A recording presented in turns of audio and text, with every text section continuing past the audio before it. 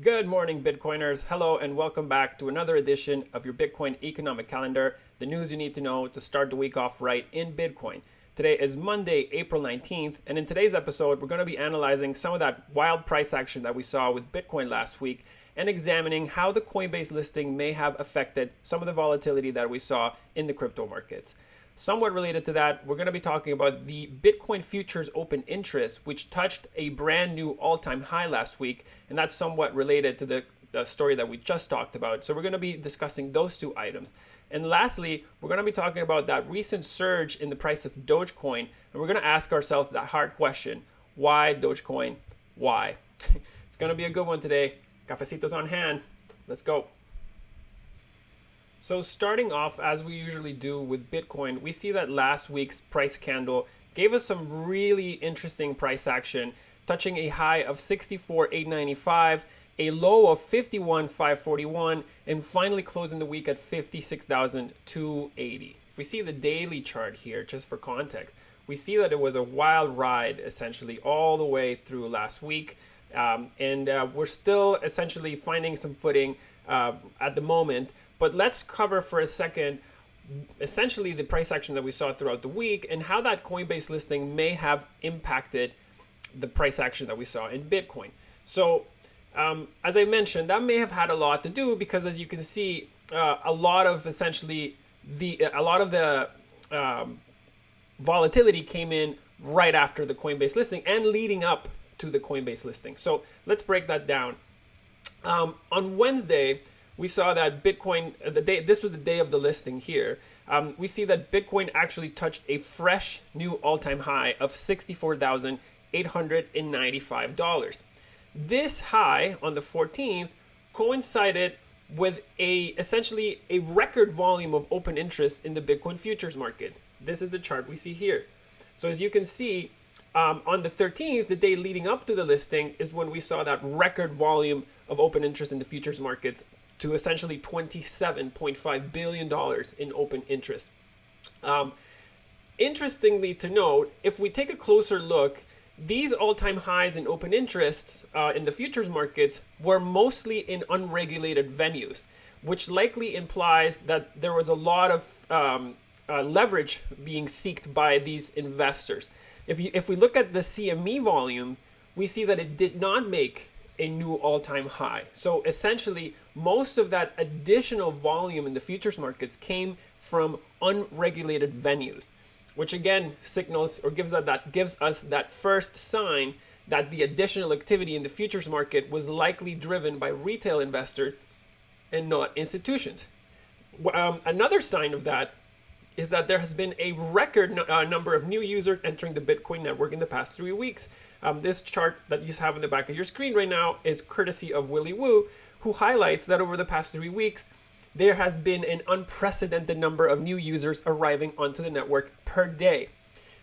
So again, this is this also suggests a surge in retail participation. So to cap it off, if we look at the funding rates for the Bitcoin perpetual swaps, we see that they were very high all week, but in fact they peaked. So again, just going down to our skew on the futures funding rates, which is this chart that you have right here in front of your screen, we see that it peaked actually just a few days before the Coinbase listing on Saturday, but it remained very, very high leading up to the listing, which is here again, the Tuesday mark. We see that after the listing, it came down quite significantly, and this had to do with the price downturn, but we'll touch on this in a second. Now, just bring it back to the chart to just talk for high level for a second.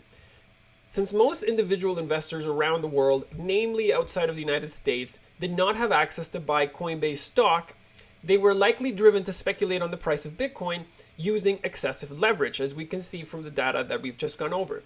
Now, another point here that I wanted to highlight is in this article from Yahoo, essentially it mentions that day traders purchased a net $57 million of Coinbase shares on its trading debut on Wednesday. Compare that $57 million with just one institutional investment from Cathie Wood's ARK Invest, which basically announced that they would be investing $246 million into Coinbase on Wednesday. So in other words, retail participation was dwarfed by institutional interest in the Coinbase listing. And this is somewhat consistent with that lower participation in the CME futures, which is where most institutions like to trade. So the built-up and excessive leverage in the Bitcoin futures market led to an aggressive move downwards of essentially 50% down starting on midnight on Saturday. And that's this big move that you see here. That's this big move that you see here, this massive red candle. And this continued overnight. Now, what this did is that it made the funding rates in most Bitcoin perpetual futures swaps drop significantly and even get to be negative for a short while. If we go back here to the, let's just go back to Kraken so that we can see. But in essence, if we go back to Kraken, we see that their perpetual futures funding rate actually went negative for some time.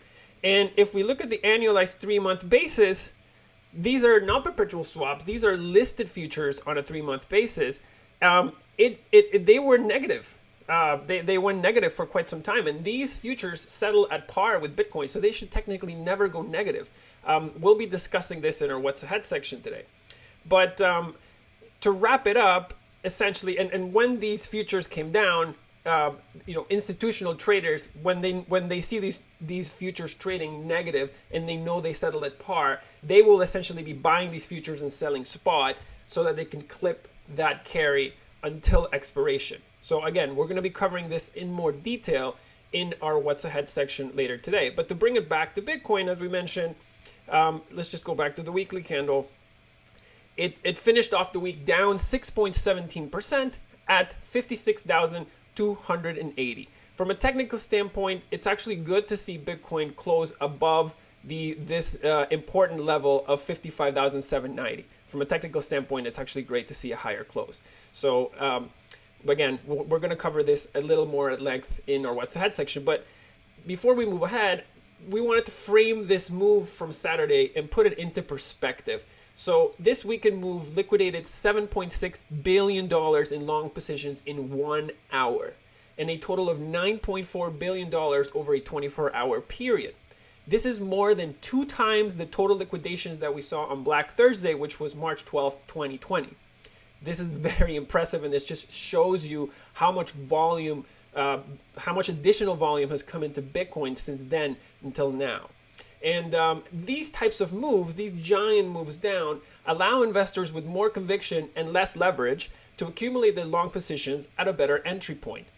Now, as the dust settles around the Coinbase listing, more investors will probably look to make educated investments into this space. Consider the headline that I'm going to put right behind your screen right now, which is from Barron's, and essentially the title of this, it says, should you buy Coinbase stock? Yes. Why it's Barron's pick to play the global Bitcoin boom. Again, very interesting to see these types of headlines. And again, we'll likely continue to see these more as the listing or the initial listing is behind us and more investors have more time to digest all the information that Coinbase has essentially provided to the market and make educated investments into this space. So lastly, to wrap it up, we're going to cover what we are seeing in the Bitcoin futures and options market in our What's Ahead section later today. Moving over to the S&P 500, as we mentioned last week, the big banks that started the earnings calendar cycle last week were JP Morgan and Goldman Sachs noticeably. We saw that both Goldman Sachs, as you can see here, and JP Morgan both reported earnings that far exceeded analysts' expectations. However, if we look at their stocks, we see that Goldman Sachs was essentially only higher by 3.48%, and stock of JP Morgan actually sold off last week by 1.91%. Having said that, the major indices like the S&P 500, the NASDAQ, and the Dow Jones all moved higher to fresh new all-time highs. The S&P closed higher last week by 1.42% at 4,183 points. The Dow Jones also made a fresh new all-time high of its own at 32,400 points, up 1.18%. And the NASDAQ also made a new all-time high of its own, up 1.42% for the week.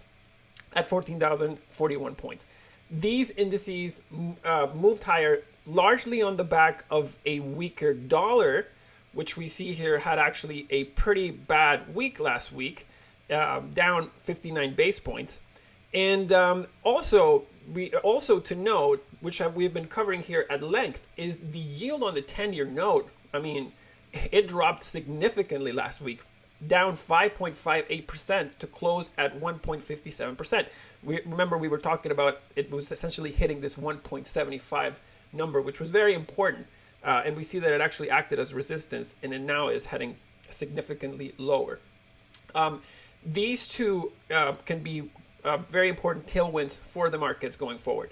Now, bringing it back to a point that we highlighted a while back, we see that the Russell 2000 index, which Fundstrat analyst Tom Lee had essentially highlighted as his sign of confirmation for a broader rally, that level that Mr. Lee had highlighted, the 2293 resistance, essentially a close above this level for this index would, in his view, signal that essentially the rally is broadening and preparing for another leg much higher.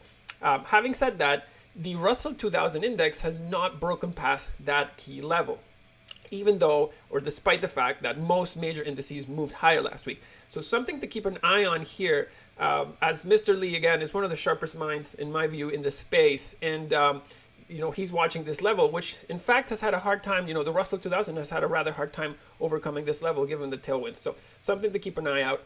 And then on the earnings front, we have some really important earnings cycles, or the earnings cycle continues this week, with the big names reporting this week would be Netflix, which is a stay-at-home trade darling. So we'll see how that performs after its report. We also have Johnson & Johnson reporting, and that'll be important because it can give us a vaccine production update and forecast. Johnson & Johnson is set to report on Tuesday. And on on Thursday, we get Intel, which is important for our industry for obvious reasons. And then on Friday, we get American Express, which is an interesting read in consumer sentiment across the U.S. So we're going to touch a little bit more on some macro factors that may impact the markets in our What's Ahead section later today. Now, moving over to gold, we saw some very interesting price action in gold last week, moving higher by 1.81%, closing at $1,775 per ounce. So important to note, this was gold's highest move or largest move upwards since December 2020. And the move was likely a result of a cocktail of positive macro conditions and geopolitical news. On the geopolitical front, an interesting note is that Reuters reported over the weekend that China started allowing its international banks to import large amounts of gold. This is very interesting. They may be trying to strengthen their banks' balance sheets ahead of a potential currency debasement. Remember, a lot of central banks hold US dollars in their reserves, along with a select group or a small group of select other currencies. If they, central banks, feel that the value of the dollar or other currencies in general is poised to lose value versus hard assets like gold, this could trigger an arms race for hard assets in central bank balance sheets, which could potentially include Bitcoin in the future. It will remain to be seen if these moves elicit a response from Western politicians and central banks, but importantly, we're going to keep our eyes on this one. Moving over to the FTX DeFi index, we see that it also had a very peculiar looking weekly candle to move it up. Essentially, it reached an intra-week high of 14,659 points, an intra-week low of 10,100 points, and ended up closing at 12,669 points, up 5.79%. This was the close on Sunday evening. The Coinbase listing very likely affected the price action on this index as well. However, the big story, let me just pull it up here. The big story this week in the altcoin world or altcoin land was Dogecoin. Dogecoin soared 400% intra-week after Elon Musk once again started tweeting about it. And as Meltem Demirors points out, she's the founder of CoinShares, this was likely driven by the fact that the now infamous subreddit board, RWSB, the architects of the GameStop movement, started allowing cryptocurrency discussions on the board ahead of Wednesday's Coinbase listing. Specifically, and this is important, they allowed discussion around three assets in the crypto space: Bitcoin, Ethereum, and yes, Dogecoin. This move in Dogecoin has all the makings of GameStop 2.0, except this time there is no hedge fund to short squeeze. It essentially is a crowdfunded dream that, although fun to watch, will very likely have not a happy ending. So please stay safe out there, friends.